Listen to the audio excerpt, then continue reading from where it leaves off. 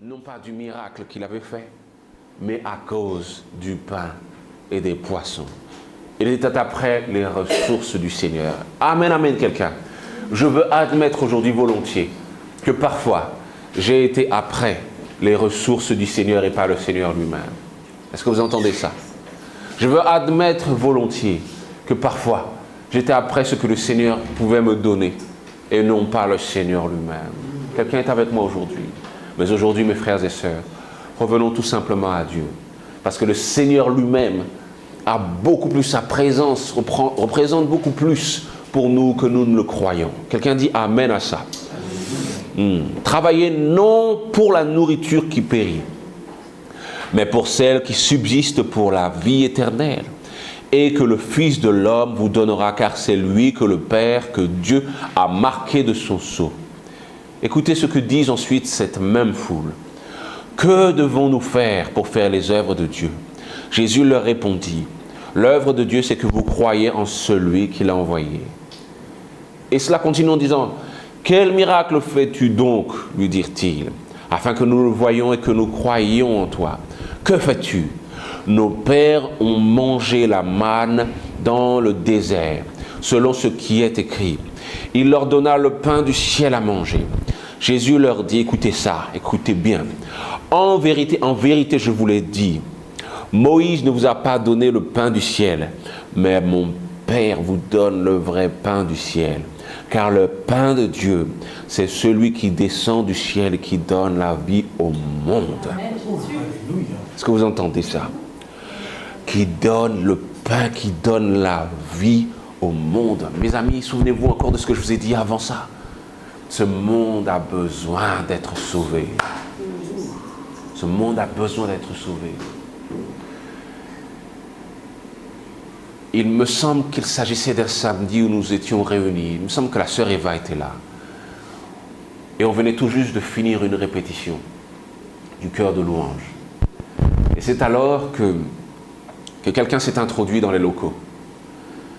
Et c'est quelqu'un qui habite juste à côté. Et en fait, il avait vu la lumière qui était ici.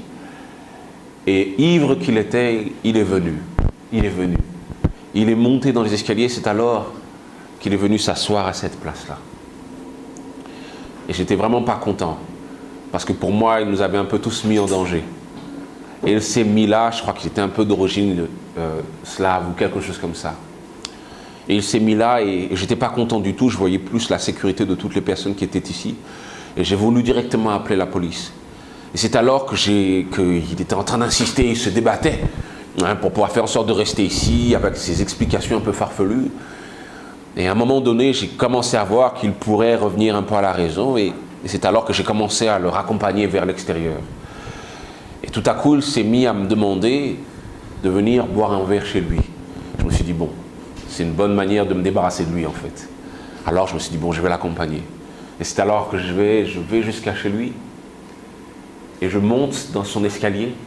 Il me parle de plein d'autres choses. Il se confie, en fait, comme si on était des personnes qui, bon, en même temps, sous l'effet de l'alcool, bien sûr qu'il se confie. Mais ceci dit, il parle, il me raconte plein de choses. Et je vais jusqu'à chez lui. Il essaie de me retenir chez lui. Et je vois sa femme. Et sa femme est un peu déroutée par la situation parce que son mari est encore une fois ivre. Et lorsque je regarde à l'intérieur de chez lui, je regarde sa maison, je regarde ses enfants, je regarde son quotidien, mon cœur me fait mal. Mon cœur me fait mal parce que c'était quelqu'un de néfaste, mais sa manière de vivre, c'était une manière qui était un peu déplorable. Lorsque j'ai fermé la porte, j'ai pensé à sa femme que j'avais laissée avec lui. Est-ce que vous êtes avec moi? Lorsque j'ai fermé la porte, j'ai pensé à comment est-ce qu'elle a fait pour pouvoir gérer cet homme-là. Il avait une corpulence qui était beaucoup plus impressionnante que la mienne. Mais comment est-ce qu'elle a fait? Est-ce qu'elle s'est pris des coups après que je sois parti?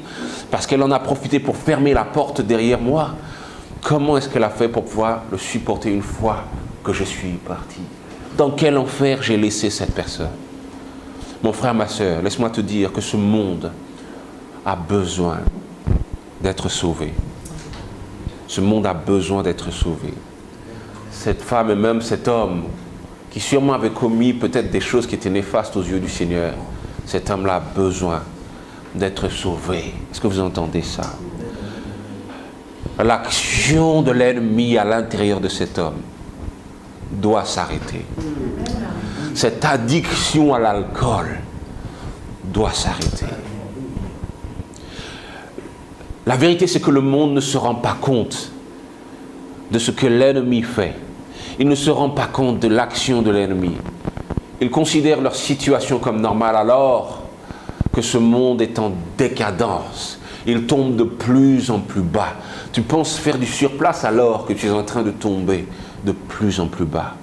Parce que l'esprit de l'air, la puissance de l'air est à l'œuvre dans le cœur des gens rebelles. Est-ce que vous savez ce qu'est la rébellion, mes frères et sœurs? Est-ce que vous savez ce qu'est la rébellion? La rébellion, c'est le fait de se tenir à l'encontre de Dieu. Et l'action ultime de la rébellion, c'est le péché. Est-ce que vous entendez ça? L'action ultime de la rébellion, c'est le péché. Le monde a besoin d'être sauvé. Et les hommes ont besoin de se détourner de leur action de leur rébellion vers Dieu pour pouvoir venir. C'est alors que ce verset intervient, tout le monde le connaît. Car Dieu a tant aimé le monde qu'il a donné son Fils unique afin que quiconque croit en lui ne périsse point, mais qu'il ait la vie éternelle. Le Seigneur, est-ce que quelqu'un peut entendre ce que je dis aujourd'hui? Le Seigneur est venu afin que nous puissions avoir la vie. Est-ce que vous entendez ça?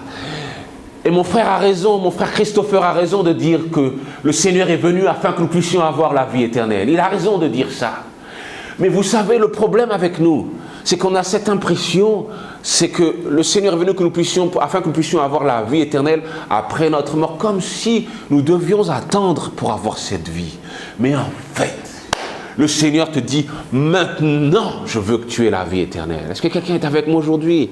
Le Seigneur veut que nous puissions nous ouvrir maintenant à cette nouvelle vie. Est-ce que vous entendez ça? Voici la bonne nouvelle pour nous. Voici la bonne nouvelle pour nous. Le Seigneur veut ouvrir nos yeux de manière à ce que maintenant, nous puissions rentrer dans cette nouvelle vie et subir les prémices maintenant de son royaume. Maintenant. Est-ce que vous entendez ça? Maintenant, il veut que tu te nourrisses de lui afin que tu puisses avoir cette nouvelle vie en lui. Est-ce que vous entendez ça? Il veut que tu puisses te nourrir. Voilà pourquoi il n'a pas seulement parlé de lui comme étant le pain du ciel, mais il parle de lui comme étant le pain de vie. Je dis qu'à chaque bouchée que tu prends du Seigneur, tu as plus sa vie en toi. Est-ce que vous entendez ce que je dis aujourd'hui? Ou est-ce que ça excite quelqu'un aujourd'hui? Oh, moi, ça me plaît.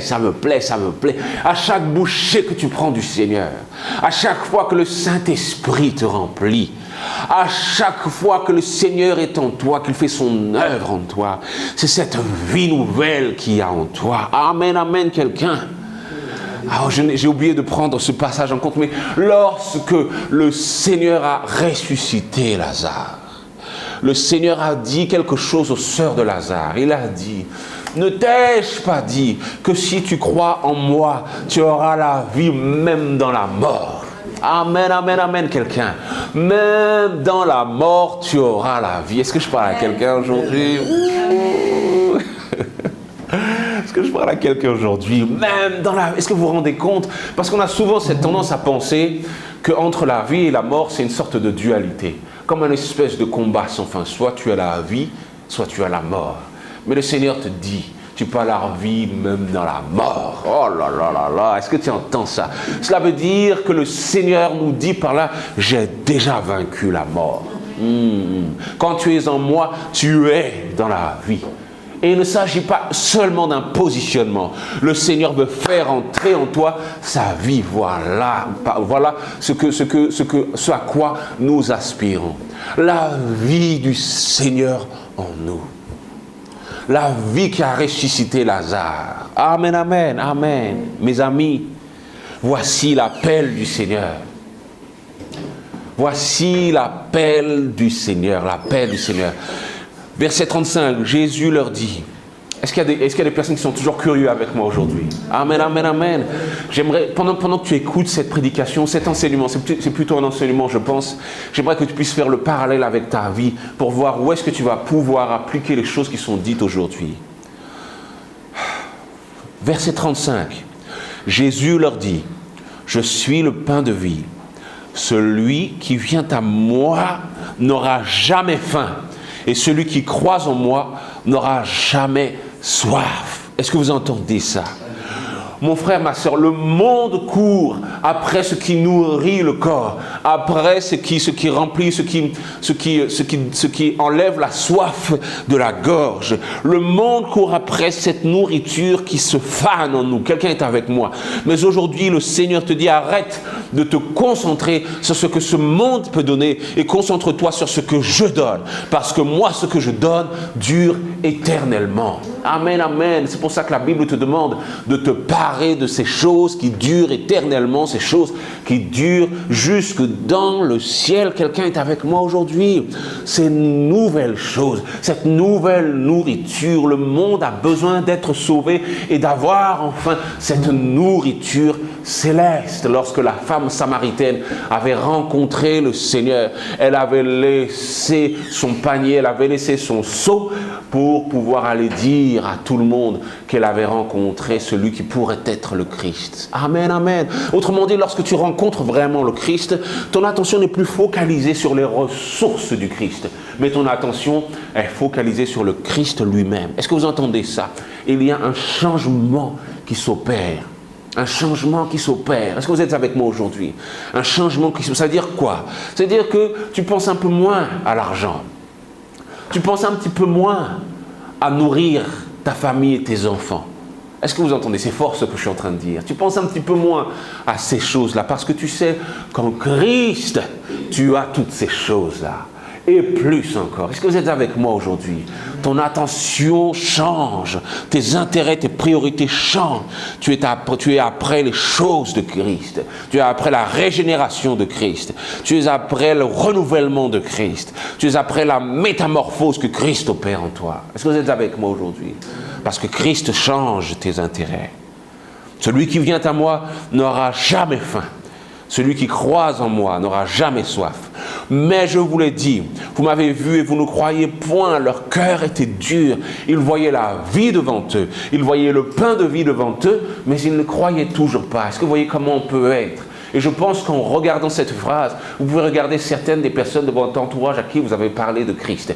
Ils voient, mais ne regardent pas vraiment. Ils ne voient pas ce qui se trouve devant eux. Quelqu'un dans votre entourage a de gros problèmes et dans une dépression qui l'emmène dans un trou de tristesse sans fin.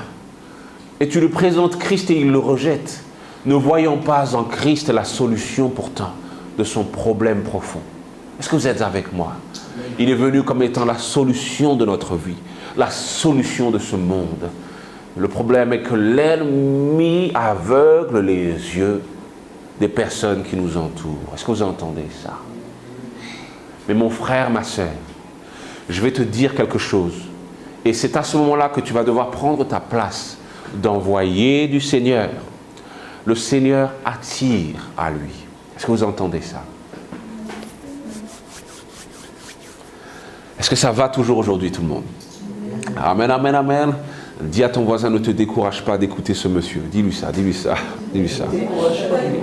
Voilà, d'accord. Et moi je prie le Seigneur pour qu'il ne se décourage pas de m'inspirer. Amen, amen. Écoutez ça, mes frères et sœurs. Le Seigneur attire le monde à lui. Mes amis, parfois tu as essayé de faire l'évangélisation. Et tu as essayé de faire venir au Seigneur des personnes qui étaient chères à ton cœur. Je te dis une chose, ne prends pas la place de Dieu. Est-ce que tu entends ce que je dis? Ne t'inquiète pas, parce que le Seigneur fait son travail en eux. Est-ce que vous entendez ça? Le Seigneur fait son travail en eux. Est-ce que je parle à quelqu'un aujourd'hui? Est-ce que ça soulage le cœur de quelqu'un aujourd'hui? Quelqu'un est parti voir au nom du Seigneur son proche, son ami, sa collègue de travail. Et lorsqu'il a parlé du Seigneur, rien ne s'est passé. et il a été découragé. Est-ce que cela veut dire que je n'ai pas le Saint-Esprit en moi? Est-ce que cela veut dire que le Seigneur ne veut pas se servir de moi? Qu'est-ce que ça veut dire autour? Non, non, non, non, non, non, non, non, non, non. Le Seigneur te dit aujourd'hui, je me réserve le droit de faire venir cette personne à moi. Je travaille en elle. Voilà pourquoi le Seigneur, lorsqu'il nous envoie vers les autres, nous parle d'annoncer l'Évangile, d'enseigner l'Évangile. Est-ce que vous entendez ça? La conversion, c'est lui qui l'a fait. Quelqu'un est avec moi aujourd'hui. Amen, amen, amen. Quelqu'un, vous savez, parfois j'ai eu beaucoup de mal avec cette question de la prédestination. Est-ce que vous entendez ça? Est-ce qu'il y a des gens qui ont déjà entendu parler de ça aujourd'hui? Oui. La prédestination, des fois ça fait peur cette question. La prédestination, comme si Dieu se réserve des personnes pour l'enfer. Ouh! Première chose à voir lorsqu'on ne comprend pas quelque chose de Dieu. Le Seigneur est tout puissant, c'est lui qui règne, il fait ce qu'il veut, il est souverain. Donc ok Seigneur, c'est ce que tu veux. Maintenant Seigneur, une fois que j'ai admis ça, est-ce que tu peux me faire comprendre cette parole? Parce que je n'arrive pas à comprendre. J'arrive pas, parce que ça semble pas juste. Est-ce qu'il y a des gens qui ont déjà pensé ça? Il faut se l'avouer, il faut se l'avouer. Alors, où est-ce que le Seigneur veut en venir avec cette question de prédestination des personnes à l'enfer? Prédestination, prédestiné pour l'enfer. Est-ce que vous entendez ça? Mon frère, ma sœur, lorsqu'on met Dieu dans notre raisonnement, eh ben, ça ouvre notre champ de solution au problème. Est-ce que vous entendez ça?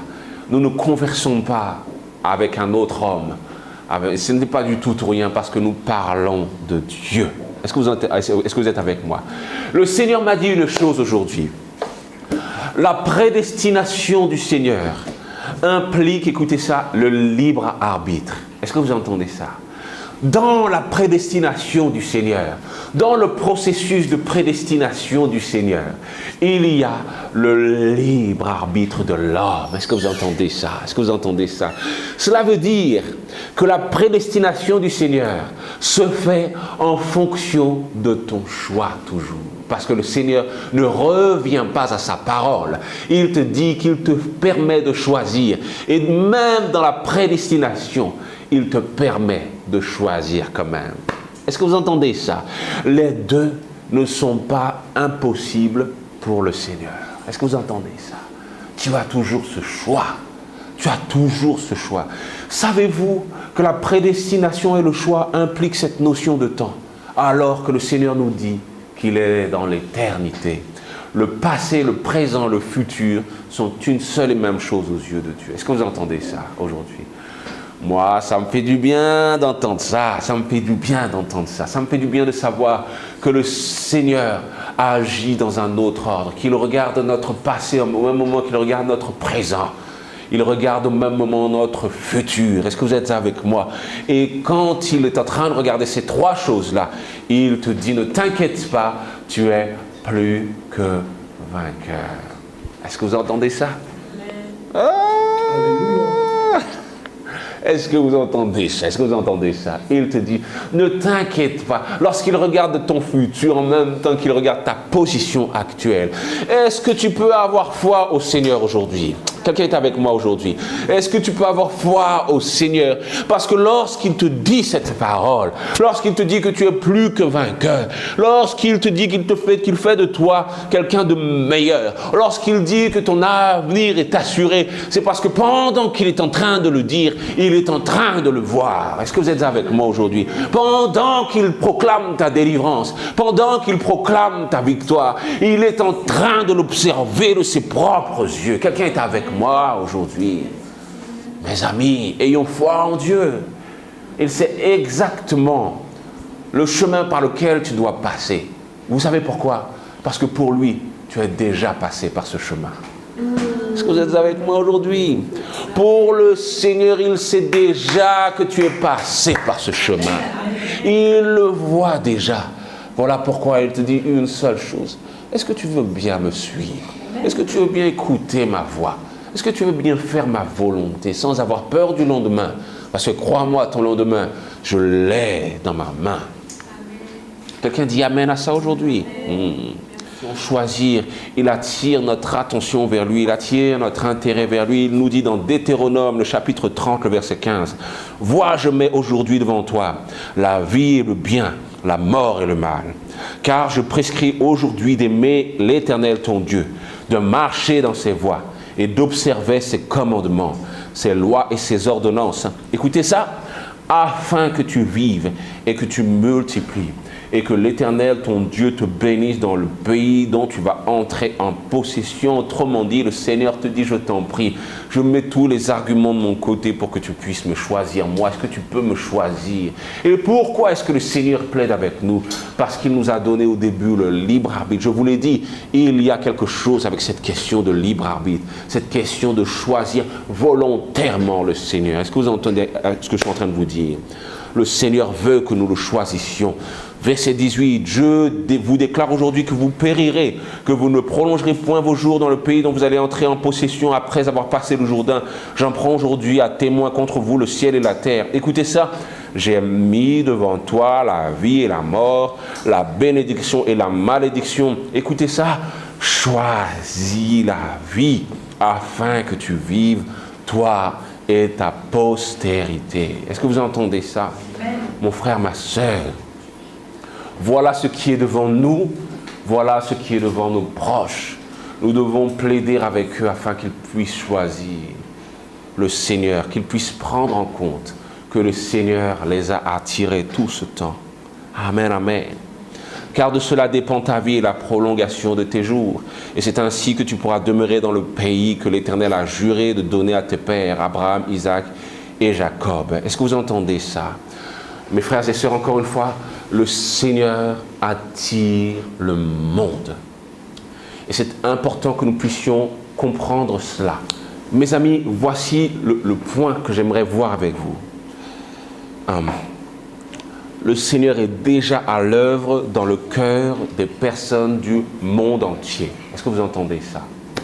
Et c'est là que nous devons agir.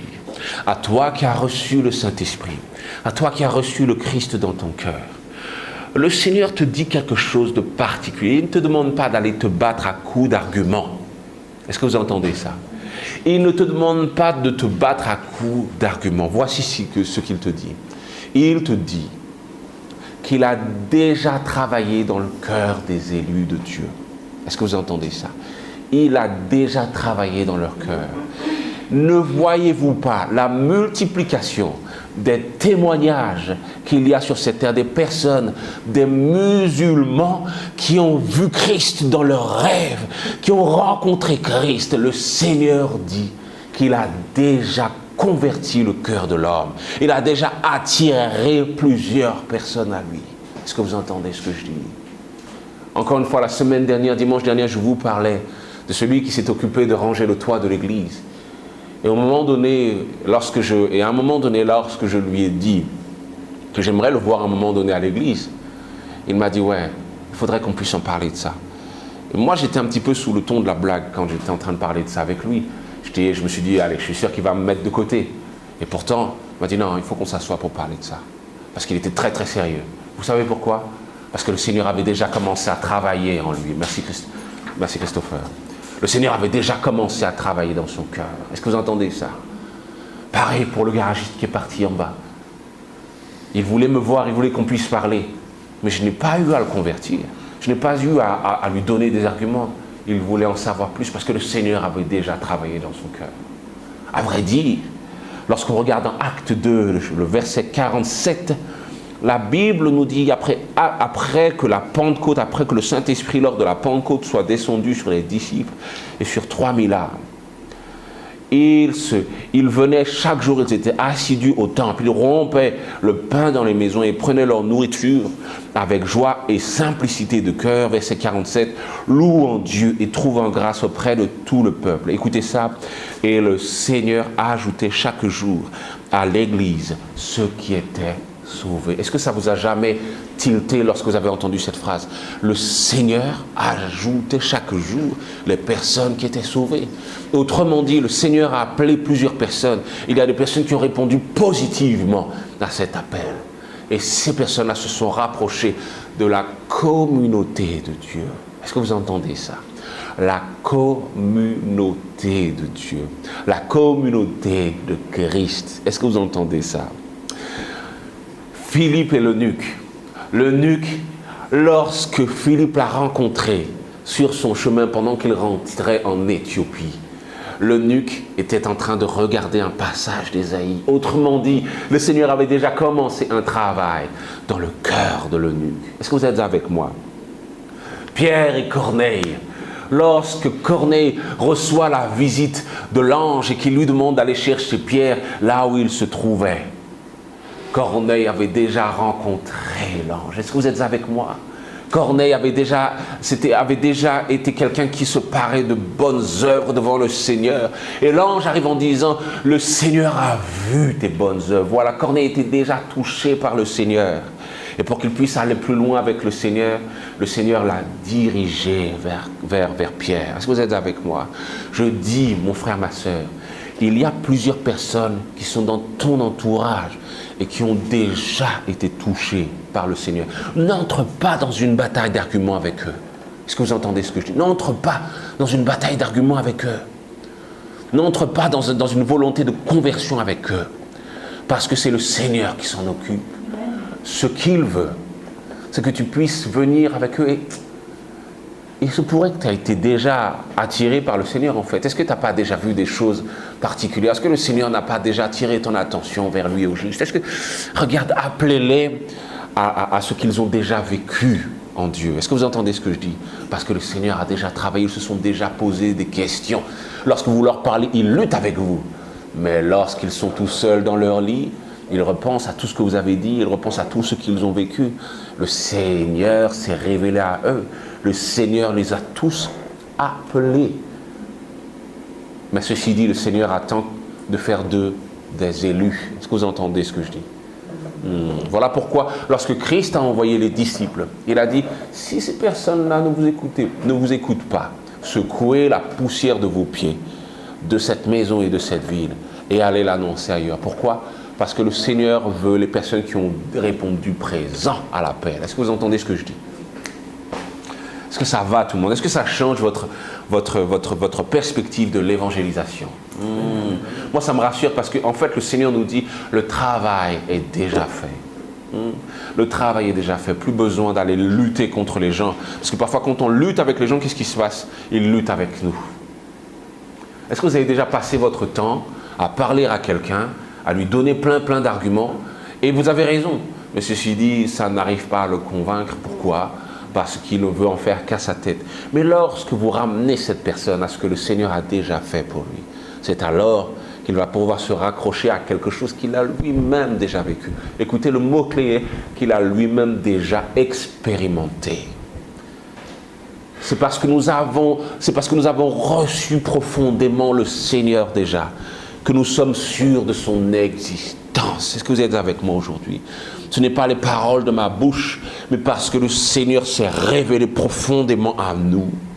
Voilà pourquoi est-ce que nous avons été convertis à lui, que nous l'avons accepté dans notre vie. Je vais vous dire quelque chose. Quelqu'un qui a écouté quelqu'un d'autre et qui a juste écouté ses paroles, qui a juste cautionné les paroles de Pasteur Ricardo, de la sœur Mérène, cette personne-là n'est pas encore convertie. Est-ce que vous êtes avec moi aujourd'hui? Cette personne-là n'a pas encore rencontré le Seigneur. Elle n'a fait qu'adhérer à un mouvement. Mais ce n'est pas ça la véritable conversion. C'est le Seigneur qui s'occupe de se révéler profondément à quelqu'un. Et c'est alors qu'il n'a plus besoin d'être attiré par moi, mais il est attiré par le Seigneur. Il fait les choses parce qu'il a ressenti la force, la puissance, la présence du Seigneur à l'intérieur de lui. Il a vu sa force. Encore mon dernier exemple est celui-ci, mes frères et sœurs, l'exemple de Paul. L'exemple de Paul et de Ananias. Mes amis, soyons des Ananias aujourd'hui. Est-ce que vous entendez ça? Soyons des Ananias. Le Seigneur avait déjà rencontré Paul dans la route de Damas. Il y a des gens qui viendront à vous et qui diront une chose, qui diront, mais le Seigneur s'est montré, je sens cette présence autour de moi, je sens cette chose autour de moi, je sens que le Seigneur est bel et bien réel, je sens ça, mais je n'ai pas encore fait le pas. Ils sont chez eux, ils ne vous accompagnent pas dans l'église, mais ceci dit, ils sont bel et bien là. Ils sont bel et bien là, ils ont déjà rencontré le Seigneur, ils ont peur de s'avancer, mais ils ont déjà rencontré le Seigneur. Le Seigneur les a déjà aveuglés, ils ont déjà été déroutés, déstabilisés par le Seigneur. Quelqu'un est avec moi aujourd'hui. Et c'est alors que le Seigneur a fait une chose, mes amis. Est-ce que je peux encore avoir 5 minutes de votre attention? Juste 5 minutes de votre attention. Lorsque Paul a été touché par le Seigneur, la première chose qui s'est passée, c'est que Paul a été aveuglé par le Seigneur. Tout son zèle pour ses occupations, pour son propre agenda, tout son zèle pour sa propre volonté, tout son zèle s'est arrêté complètement. Parce que le Seigneur l'avait déstabilisé. Laissez-moi vous dire qu'il y a des personnes qui sont autour de vous, qui ont été déstabilisés par le Seigneur. Ils ne peuvent plus mettre leurs yeux autre part que dans la vérité du Seigneur. Ils sont harcelés par le Seigneur parce qu'ils ont vu la vérité du Seigneur. Laissez-moi vous dire que c'est normal qu'ils sont harcelés par le Seigneur. C'est normal qu'ils ne peuvent plus décoller leurs yeux des choses du Seigneur parce qu'il s'agit de l'Éternel Dieu Tout-Puissant. Lorsque Dieu met ses yeux sur toi, tu ne peux plus décoller ton attention dans lui. Ils sont complètement déstabilisés par le Seigneur. Le Seigneur coupe leurs anciennes fondations et leur donne de nouvelles fondations. Est-ce que vous êtes avec moi aujourd'hui? Et c'était le cas de Paul. Paul, qui était le chef de l'expédition, se retrouve à être transporté dans la rue qu'on appelle la droite. Et il attend dans une maison un serviteur qui doit venir. Est-ce que vous entendez ça? Le monde dit quelque chose. Le monde dit qu'il n'y a que les faibles d'esprit qui acceptent le Seigneur. Ce n'est pas vrai. Ce n'est pas vrai. Ce n'est pas que ces personnes-là sont faibles d'esprit, mais c'est parce qu'ils ont été déstabilisés par le Seigneur. Amen, amen, amen, amen, amen. Ces personnes-là ont été déstabilisées par le Seigneur, qui les a déstabilisées. Est-ce que vous êtes avec moi? Ils ont perdu un être cher. Ils ont regardé la vie d'une autre manière. Ils ont vu le Seigneur au travers de cette vie. Le Seigneur les a parlé parce qu'ils ont été déstabilisés. Ils ont pu écouter maintenant parce que le Seigneur les a aveuglés. Et maintenant, ils sont à la merci du Seigneur, attendant qu'un envoyé de Dieu viennent les rencontrer. Amen. Est-ce que vous êtes avec moi aujourd'hui? Un envoyé du Seigneur viennent les rencontrer. Ils ne sont pas faibles d'esprit. Ce n'est pas vrai. Ce n'est pas vrai. C'est que le Seigneur les a mis les a coincés. Est-ce que vous entendez ce que je suis en train de dire? Le Seigneur les a coincés. Leur vie est de plus en plus insoutenable. Ils sont presque poussés au suicide parce que le Seigneur les a coincés. Tout ce qui faisait leur source auparavant ne fait plus leur source. Ils ne sont plus ressourcés par ces sources-là parce que le Seigneur les a coincés. Est-ce que vous entendez ça? Pour leur bien, le Seigneur les a coincés. Le Seigneur avait coincé Paul.